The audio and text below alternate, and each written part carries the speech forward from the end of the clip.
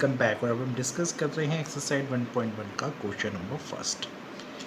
इसमें वो बोलता है determine whether the given relation is reflexive, symmetric या ट्रांजिटिव। इनमें से क्या है ना। और ये रिलेशन है सेट ए में जिसमें एलिमेंट्स हैं 1 2 3 and it is up to till 14। ठीक है, तो इतने सारे नंबर्स यहाँ पे लिखे हैं 1 से लेके 14 तक। और जो रिलेशन यहाँ पे डिफाइंड हुआ है एक्स वाई के बीच में वो क्या हुआ है 3x minus Y is equals to 0। ठीक है, तो अब जब हम इसमें आगे बढ़ेंगे तो 3x minus Y equals to 0 को आप y is equals to 3x भी लिख सकते हैं, है ना। और यहाँ से जो रिलेशन में इस रिलेशन में जो जो ऑर्डर्ड पेयर आएंगे हम उनका अगर डिस्कशन करें तो यहाँ पे वेरी सिंपल, अगर आप x की जगह 1 डालेंगे y 3 आएगा, x की जगह 2 डालेंगे y 6 आएगा, आप 3 डालेंगे 9 आएगा, 4 डालेंगे आप 12 आएगा, अगर आप 5 डालेंगे तो 15 आएगा। और 15 तक तो ये सेट में एलिमेंट्स हैं ही नहीं, है ना, सिर्फ 14 तक है। तो आप मैक्सिमम जो ले सकते हैं वो 4 और 12 का एक पेयर ले सकते हैं। यहाँ तक तो कोई डाउट नहीं है। अब चलते हैं देखने की ये रिफ्लेक्सिव है, सिमेट्रिक है या ट्रांजिटिव है। ठीक है, सो अगर कोई फंक्शन रिफ्लेक्सिव होता है तो उसमें जो ऑर्डर्ड पेयर होते हैं, है ना, वो एक जैसे होते हैं, उस रिलेशन में वो होने चाहिए।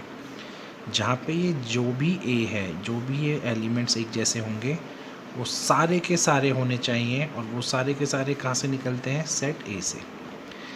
ठीक है, अब यहाँ पे देखिए 1 3 है, 2 6 है, 3 9 है, 4 12 का पेयर है। ठीक है, और अगर ए और ए को होना चाहिए था, है ना, अगर ए और ए इस रिलेशन में अगर होंगे तो डेफिनेटली 1 1 2 2 3 3 4 4 5 5 6 6 10 14 14 इन सब को यहाँ इस रिलेशन में होना चाहिए था। रिफ्लेक्सिव क्या होता है कि अगर इस रिलेशन में ये सारे लोग हैं जैसे 1 1 ए और ए मतलब एक जैसे, तो 1 1 एक जैसे हैं। यहाँ पे फॉर ऑल ए का मतलब क्या है कि जितने भी एलिमेंट्स हैं इनका पेयरिंग खुद से होना ही चाहिए था इस रिलेशन में, तभी ये रिफ्लेक्सिव बनता, है ना। लेकिन क्योंकि यहाँ पे 1 1 2 2 3 3 यहाँ पे कोई भी नहीं है, कोई भी तो छोड़िए, यहाँ पे अगर एक भी मिस हो जाता है तब भी रिफ्लेक्सिव नहीं होता। तो यहाँ पे ऐसा कोई भी सिनेरियो इस रिलेशन में नहीं आ पाया, तो आपने इस रिलेशन को क्या बोला बेटा कि ये रिफ्लेक्सिव नहीं है। ठीक है, फिर चले आप सिमेट्रिक की तरफ। सिमेट्रिक क्या बोलता है, अगर ए और बी किसी रिलेशन में हैं तो बी और ए को भी इस रिलेशन में होना पड़ेगा। यहाँ पे ये चारों नंबर हैं, जैसे मैं 1 3 को लूँ तो अगर 1 3 इस रिलेशन में है तो डेफिनेटली 3 1 को भी इस रिलेशन में होना चाहिए था।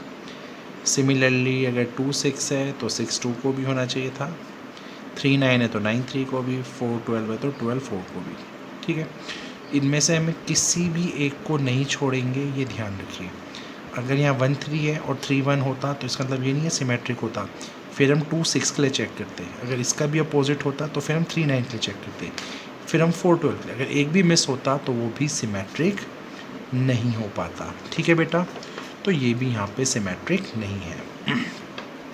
ट्रांजिटिव, ट्रांजिटिव क्या बोलता है, अगर ए और बी किस रिलेशन में है और बी और सी भी उस रिलेशन में है तो ए और सी को भी उस रिलेशन में होना पड़ेगा। बहुत गौर से देखते हैं एक बार फिर से सिनेरियो को।